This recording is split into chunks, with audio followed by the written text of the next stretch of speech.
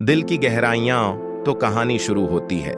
जी यून, एक युवा इतिहासकार, अपने व्यस्त शहर की जिंदगी से दूर एक नई शुरुआत की तलाश में पहाड़ों के बीच बसे गांव चोंगम पहुंचती है। यह गांव उसकी मां की कहानियों में अक्सर आता था और अब उसे यहां अपने परिवार से विरासत में मिला एक पुराना घर संभालना था। घर को देखते ही जी यून का मन विचलित हो गया। पुरानी लकड़ी के दरवाजे, दीवारों पर उभरी हुई दरारें और बगीचे में उगे झाड़ झंखाड़ ने घर की हालत को उजागर कर दिया। परंतु इन सब के बावजूद घर में एक अजीब सी गर्मजोशी और अपनापन था, जैसे वह अपनी पुरानी कहानियों को जी यून के साथ साझा करना चाहता हो। जी यून ने सफाई का काम शुरू किया। कमरे में पड़ी धूल से भरी अलमारियां, फर्श पर गिरे पत्ते और जाले से ढके कोने उसे रोक नहीं सके। जैसे जैसे सफाई होती गई, घर की दीवारों के पीछे छुपा हुआ इतिहास सामने आने लगा। एक कमरे में, जिसे शायद पहले स्टडी रूम के तौर पर इस्तेमाल किया जाता था, जी यून को एक पुराना डेस्क मिला। डेस्क की दराज खोलने पर वहां एक पीला पड़ा लिफाफा रखा था। उस पर एक नाम लिखा था, सोंग वू ह्युन। जी यून ने लिफाफे को बड़े ध्यान से उठाया। यह सील बंद था और शायद वर्षों से यूं ही पड़ा था। जी यून का इतिहासकार मन लिफाफे की कहानी जानने के लिए बेचैन हो गया। यह कौन था? क्या यह किसी खोए हुए रिश्ते की निशानी थी या फिर किसी अनकही घटना का हिस्सा? लिफाफे को हाथ में लिए वह सोचने लगी। खोलने का विचार उसके मन में आया, पर उसे लगा कि यह लिफाफा किसी की निजी भावनाओं का प्रतीक हो सकता है। उसने इसे वहीं छोड़ने का निर्णय लिया, लेकिन उसका मन शांत नहीं हो पाया।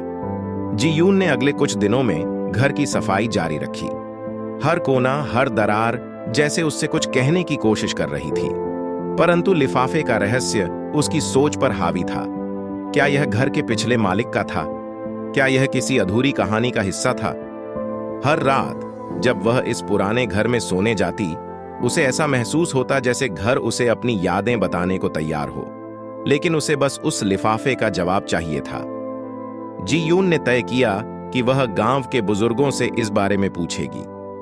शायद सोंग वू ह्युन के बारे में कोई जानता हो, शायद यह नाम किसी बड़े इतिहास का हिस्सा हो। इस तरह वह पुराना घर जी यून के लिए सिर्फ एक मकान नहीं, बल्कि रहस्यमय कहानियों से भरा एक खजाना बन गया।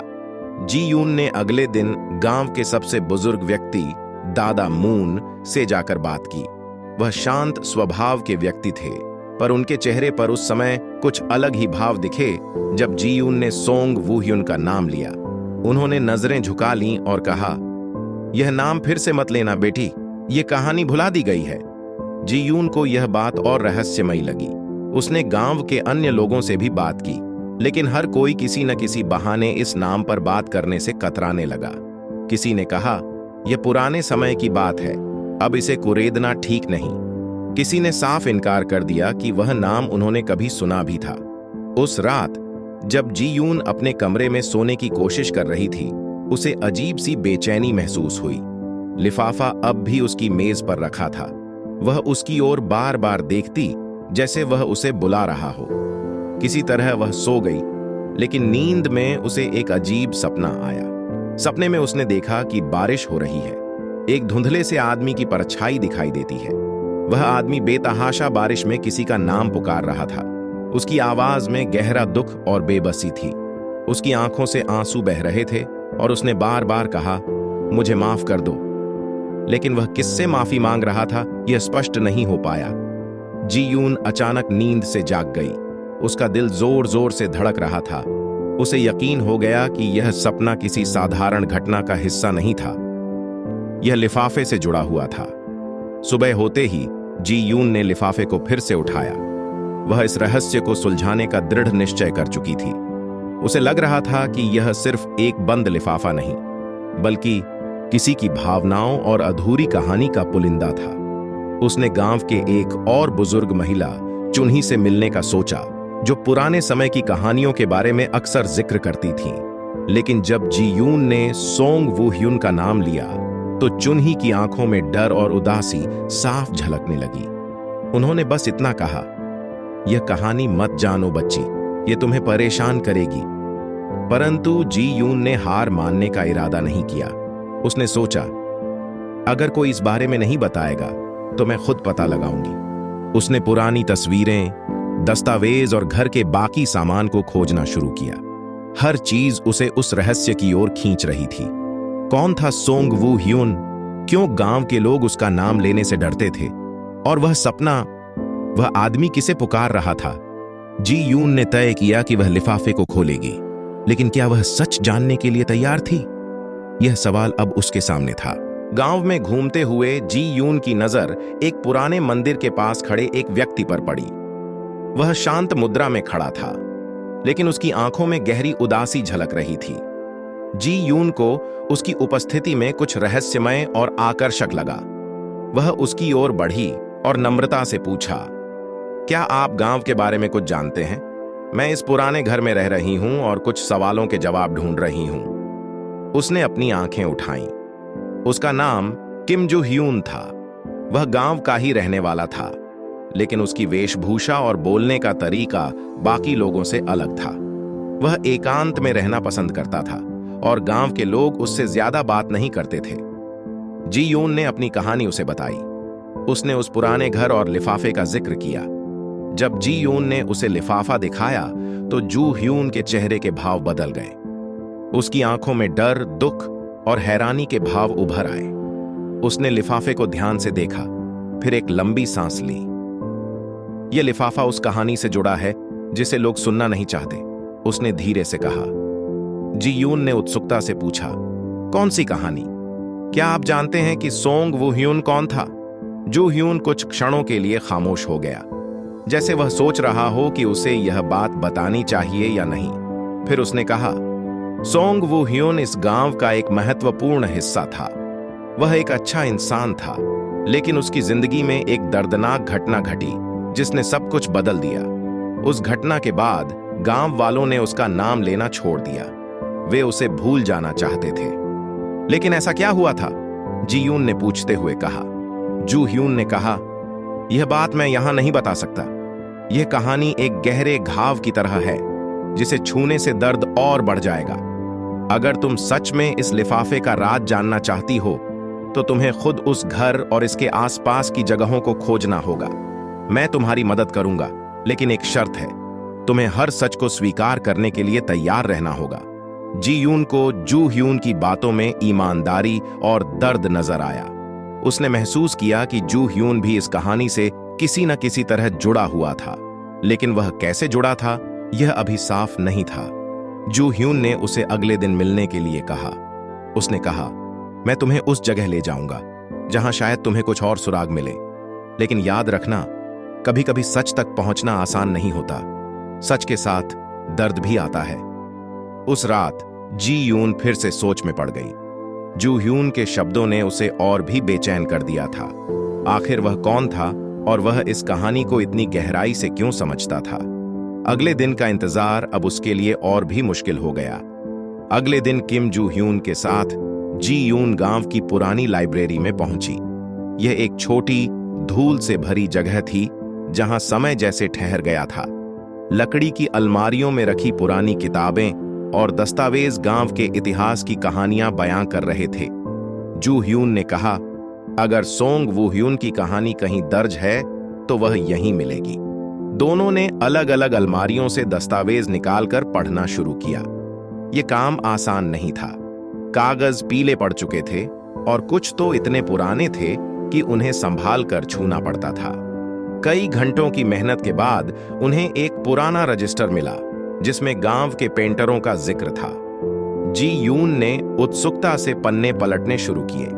एक जगह पर सोंग वू ह्यून का नाम लिखा हुआ मिला। उसके नाम के नीचे लिखा था, एक अजनबी जिसने अपने चित्रों में गांव की आत्मा को बसाया। उसके बारे में लिखा था कि वह शहर से आया था और गांव में अपनी कला के माध्यम से पहचान बनाई। जैसे जैसे जी यून और जू ह्यून ने और दस्तावेज खंगाले, उन्हें पता चला कि सोंग वू ह्यून ने गांव की एक लड़की यूंजे से गहरा प्यार किया था। यूंजे गांव के मुखिया की बेटी थी। वह सुंदर, कोमल और दिल से मजबूत थी, लेकिन उसके परिवार ने उसे परंपराओं और सामाजिक मान्यताओं की बेड़ियों में बांध रखा था। सोंग वू ह्यून और यूंजे अक्सर गांव के बाहर एक पहाड़ी पर मिलते थे। वहां से पूरे गांव का नजारा दिखता था। वू ह्युन ने उस पहाड़ी पर यूजे का एक खूबसूरत चित्र बनाया था जो उनकी गहरी भावनाओं का प्रतीक था। लेकिन जब गांव वालों को उनके प्यार के बारे में पता चला तो उनकी मुलाकातें मुश्किल हो गईं।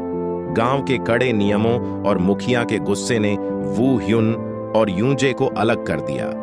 यूजे का परिवार उसे एक अमीर घराने में शादी करने के लिए मजबूर करने लगा।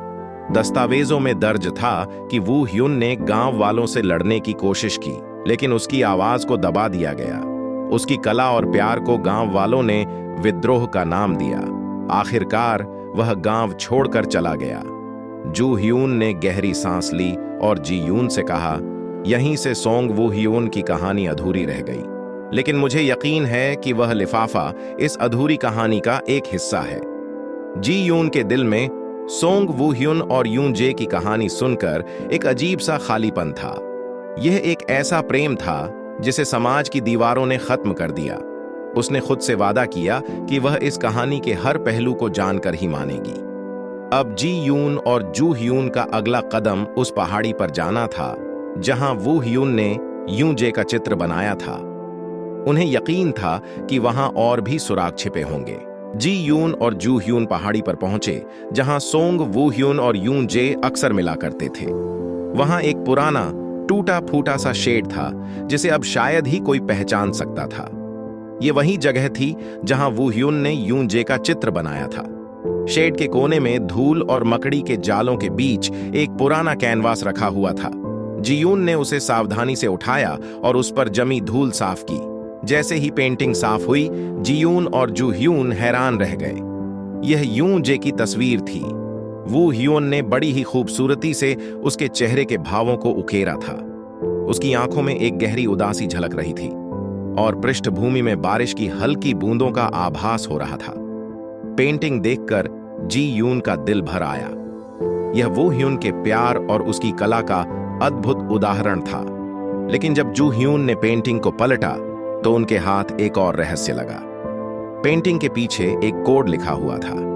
कोड साधारण नहीं था, यह नंबर और अक्षरों का एक मिश्रण था।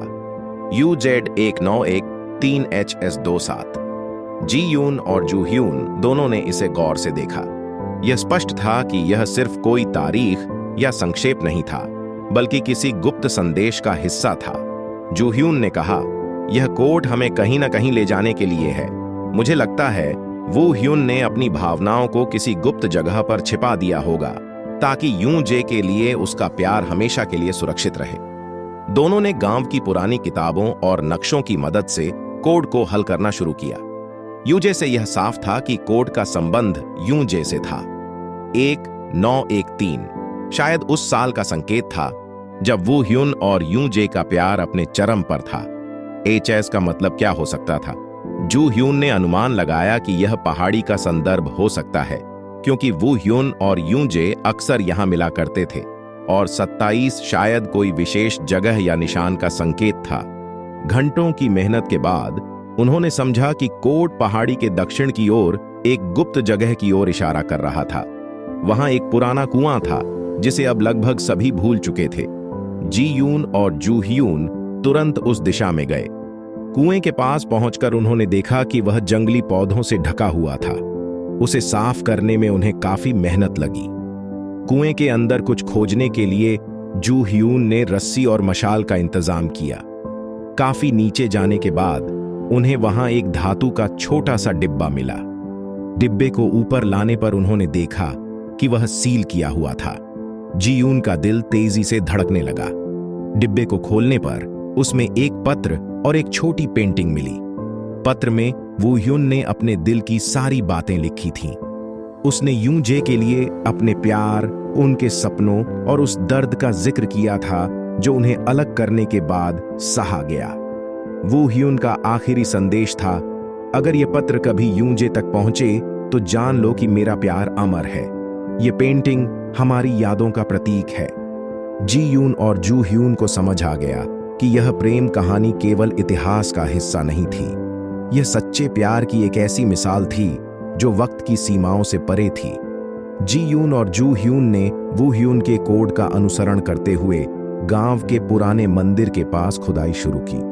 मंदिर के पास का इलाका अब सुनसान और उपेक्षित था। पेड़ पौधों ने वहां घनी चादर बिछा दी थी और किसी को अंदाजा भी नहीं था कि यहां पर कोई राज छिपा हो सकता है। जीयून का दिल तेजी से धड़क रहा था। वह हर क्षण यह सोच रही थी कि यहां उन्हें क्या मिलेगा। जूह्यून ने एक छोटे फावड़े की मदद से जमीन को खोदना शुरू किया। कुछ देर बाद धातु पर खरोंच की आवाज आई। दोनों की आंखें चमक उठीं। जूह्यून ने सावधानी से मिट्टी हटाई और एक धातु का डिब्बा बाहर निकाला। डिब्बा समय की मार झेल चुका था। उस पर जंग लग चुकी थी, लेकिन उसकी संरचना अब भी मजबूत थी। जीयून ने अपने हाथों से उसे साफ किया। डिब्बा बंद था, लेकिन ज्यादा कठिनाई के बिना खुल गया। जैसे ही डिब्बा खुला, उसमें एक पत्र और एक छोटी सी पेंटिंग मिली। पत्र पुराना था, लेकिन वू ह्यून की लिखावट अब भी साफ थी। जीयून ने कांपते हाथों से वह पत्र उठाया और पढ़ने लगी। पत्र में लिखा था, अगर यह खत किसी को मिले तो जान लो कि मैंने अपनी आखिरी सांस तक यूं जैसे प्यार किया। हमारा प्यार इस दुनिया के नियमों और बंदिशों से परे था। मैंने अपनी कला में अपनी भावनाओं को अमर कर दिया है, ताकि आने वाली पीढ़ियां जान सकें कि सच्चा प्यार क्या होता है। यूंजे, तुम्हारा प्यार मेरे लिए हमेशा प्रेरणा रहा। मैं जानता हूं कि तुमसे बिछड़ने का दर्द कभी नहीं जाएगा, लेकिन मैं इस बात से संतुष्ट हूं कि हमारी यादें अमर हैं। यह पढ़कर जीयून की आंखें भर आईं। पत्र में वू ह्यून का दर्द, उसका प्यार और उसकी उम्मीदें साफ झलक रही थीं। यह सिर्फ एक प्रेम कहानी नहीं थी, बल्कि सच्चे प्रेम का प्रतीक थी, जो किसी भी सीमा या समय से परे था। जूह्यून ने डिब्बे में रखी पेंटिंग को उठाया। यह यूंजे का एक और चित्र था, जिसमें उसकी मुस्कान दिख रही थी, लेकिन उसकी आंखों में वू ह्यून के प्रति अटूट प्रेम और दर्द का एहसास था। यह चित्र वू ह्यून की कला और भावनाओं का प्रमाण था। जूह्यून ने गहरी सांस लेते हुए कहा, यह प्यार का ऐसा उदाहरण है जिसे लोग भूल गए थे, लेकिन तुम्हारी कोशिशों से यह कहानी फिर से जीवित हो गई है। जीयून ने कहा, यह सिर्फ उनका प्यार नहीं है, यह एक सीख है कि सच्चा प्यार केवल साथ रहने का नाम नहीं, बल्कि उस भावना का है जो किसी भी परिस्थिति में अमर रहती है। डिब्बा लेकर दोनों वापस पहाड़ी पर गए और वहां एक पत्थर पर वू ह्यून और यूंजे के नाम अंकित किए। यह उनके अमर प्रेम का स्मारक था। जीयून के मन में संतोष था कि उसने वू ह्यून और यूंजे की कहानी को फिर से जीवित कर दिया। जीयून और जूह्यून के बीच वू ह्यून और यूंजे की प्रेम कहानी को लेकर गहरी बातचीत होने लगी। इस दौरान जीयून ने महसूस किया कि जूह्यून इस कहानी से सिर्फ एक अनजान सहायक नहीं था, बल्कि उसका इस इतिहास से कोई गहरा नाता है। एक शाम जब दोनों पहाड़ी पर बैठे थे जहां वू ह्यून और यूंजे मिला करते थे, जीयून ने धीरे से पूछा, जूह्यून, तुम इस कहानी में इतनी रुचि क्यों ले रहे हो? क्या तुमने कभी महसूस किया है कि तुम इससे कहीं ज्यादा जुड़े हुए हो? जूह्यून कुछ क्षणों तक चुप रहा। उसकी आंखें क्षितिज पर टिकी हुई थीं, जहां सूरज डूब रहा था। वह गहरी सांस लेते हुए बोला, तुमने सही कहा जीयून, मेरा इस कहानी से सीधा नाता है। दरअसल मैं सोंग वू ह्यून का वंशज हूं। जीयून यह सुनकर दंग रह गई। उसने कहा, तुमने यह बात पहले क्यों नहीं बताई? और अगर तुम उनके वंशज हो तो तुम्हारे परिवार ने इस कहानी को क्यों छिपा रखा है? जूह्यून ने अपनी आंखों में झलकते दर्द के साथ कहा, यह कहानी मेरे परिवार के लिए गर्व और शर्म दोनों का कारण रही है। वू ह्यून और यूंजे का प्यार उस समय के समाज के नियमों को तोड़ने वाला माना गया था। वू ह्यून को गांव से निकाल दिया गया और यूंजे को अपने परिवार की इज्जत बचाने के लिए मजबूर किया गया। लेकिन वू ह्यून ने यूंजे से किए अपने वादे को कभी नहीं भुलाया। जूह्यून की आवाज कांप रही थी। उसने आगे कहा, मेरे पिता ने मुझे वू ह्यून की कहानी तब बताई थी जब मैं छोटा था। उन्होंने मुझे यह भी बताया कि वू ह्यून ने अपनी भावनाओं और प्यार को कला के माध्यम से अमर कर दिया था। लेकिन यह परिवार की एक ऐसी विरासत थी जिसे पीढ़ी दर पीढ़ी छिपाकर रखा गया। किसी ने इसे समाज की कठोरता के डर से बाहर आने नहीं दिया। जीयून ने गहरी सांस लेते हुए पूछा, तो अब तुम इस कहानी को दुनिया के सामने क्यों लाना चाहते हो? जूह्यून ने मुस्कुराते हुए कहा, क्योंकि मैं अपने दादा का अधूरा सपना पूरा करना चाहता हूं। वू ह्यून का प्यार सच्चा था और उनकी कहानी को दुनिया के सामने आना चाहिए। यह केवल उनका प्रेम नहीं है, बल्कि हर उस व्यक्ति की आवाज है जिसने अपने प्यार को खो दिया। जी यून ने जू ह्यून की ओर देखा। वह उसकी आंखों में अपने परिवार के दर्द और प्यार को महसूस कर सकती थी। उसने कहा, तो फिर यह हमारी जिम्मेदारी है कि हम इस कहानी को अधूरा न रहने दें। उस पल से जी यून और जू ह्यून ने मिलकर वू ह्यून और यूजे की कहानी को दुनिया के सामने लाने का निर्णय लिया। यह उनकी जड़ों, उनके प्यार और उनके सपनों को पूरा करने की यात्रा थी। दोनों ने महसूस किया कि यह सिर्फ एक इतिहास की खोज नहीं थी, बल्कि यह उनके अपने जीवन की दिशा बदलने वाला अनुभव था। जी यून और जू ह्यून ने वू ह्यून और यूजे की अधूरी कहानी को पूरा करने की अपनी यात्रा जारी रखी। इस दौरान दोनों के बीच एक अनकही नजदीकी बढ़ने लगी। हर बीता हुआ दिन उनके दिलों में एक नई भावना जगाता, जो न तो शब्दों में बयां की जा सकती थी और न ही नजरअंदाज की जा सकती थी। एक दिन पहाड़ी पर स्थित वू ह्यून और यूजे के मिलने की जगह पर दोनों बैठकर ढलते सूरज को देख रहे थे। हवा में ठंडक थी, लेकिन उनके बीच की खामोशी में एक अजीब सी गर्माहट महसूस हो रही थी। जू ह्यून ने अचानक कहा, जी यून, कभी कभी मैं सोचता हूं कि शायद वू ह्यून और यूजे की कहानी अधूरी इसलिए रह गई ताकि हमारी कहानी लिखी जा सके। जी यून चौंकी, लेकिन उसकी आंखों में हल्की मुस्कान थी। उसने कहा, तुम ऐसा क्यों सोचते हो? यह तो उनका प्यार था जो समाज और परिस्थितियों का शिकार हो गया। जू ह्यून ने गहरी सांस ली और कहा, शायद, लेकिन जो प्यार उनका नहीं बन सका, क्या वह हमारे बीच जिंदा नहीं है? हर बार जब मैं उनकी पेंटिंग देखता हूं तो मुझे ऐसा लगता है जैसे यह अधूरी नहीं है, इसे पूरा करने के लिए हम हैं। जी यून कुछ देर तक चुप रही। वह खुद भी इस भावना को महसूस कर रही थी। जब से वह जू ह्यून से मिली थी, उसके दिल में एक अलग तरह का सुकून और जुड़ाव महसूस हो रहा था।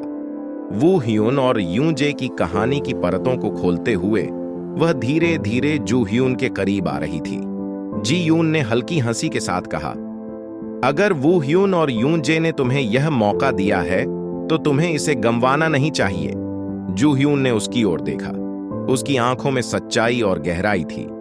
उसने कहा, और अगर यह मौका मेरे लिए है तो क्या तुम इसे मेरे साथ पूरा करना चाहोगी? जी यून का दिल जोर से धड़कने लगा। उसे समझ नहीं आ रहा था कि वह क्या जवाब दे, लेकिन उसकी खामोशी ही उसका जवाब थी। वह जानती थी कि उसके और जू ह्यून के बीच जो कनेक्शन था, वह सिर्फ वू ह्यून और यूजे की कहानी को पूरा करने तक सीमित नहीं था। यह कुछ और था, गहरा, सच्चा और अपना। दोनों के बीच यह बातचीत एक नई शुरुआत थी। उस पल से उन्होंने न केवल वू ह्यून और यूजे की कहानी को दुनिया के सामने लाने की जिम्मेदारी ली, बल्कि अपनी कहानी को भी बिना किसी डर के जीने का फैसला किया। जी यून और जू ह्यून ने महसूस किया कि कभी-कभी अधूरी कहानियां किसी और की शुरुआत का आधार बनती हैं। उनके दिलों में यह विश्वास पनपने लगा कि शायद वू ह्यून और यूजे का प्यार उनके बीच एक नया अध्याय लिखने के लिए ही अमर था। जी यून और जू ह्यून ने वू ह्यून और यूजे की प्रेम कहानी के सबूत इकट्ठा कर गांव वालों के सामने पेश किया। वू ह्यून की पेंटिंग्स, पत्र और उनके प्यार की कहानी ने हर किसी का ध्यान खींचा। जी यून ने गांव के मुख्य चौक पर सभी को बुलाया और वू ह्यून के पत्र को पढ़कर सुनाया। जैसे ही जी यून ने वू ह्यून के आखिरी शब्द, मैंने अपनी आखिरी सांस तक यूजे से प्यार किया, पढ़े, वहां खामोशी छा गई। गांव के बुजुर्गों के चेहरों पर पछतावे के भाव साफ दिख रहे थे।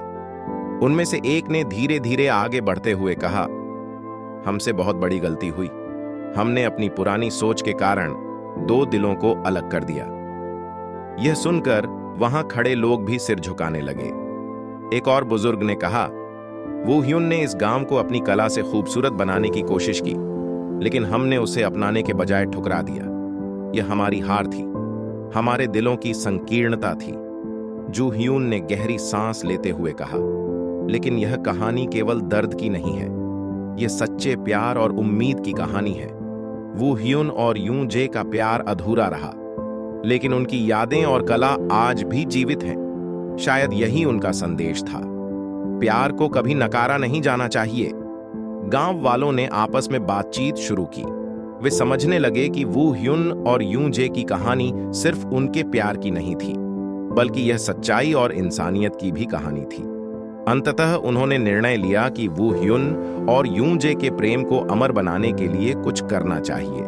गांव के मुखिया ने कहा, हमें अपनी गलती सुधारनी होगी। हमें एक स्मारक बनाना चाहिए जो उनके प्यार की निशानी बने। यह स्मारक हमारी नई सोच और सच्चे प्यार के प्रति हमारी श्रद्धांजलि होगी। सभी ने इस विचार का समर्थन किया।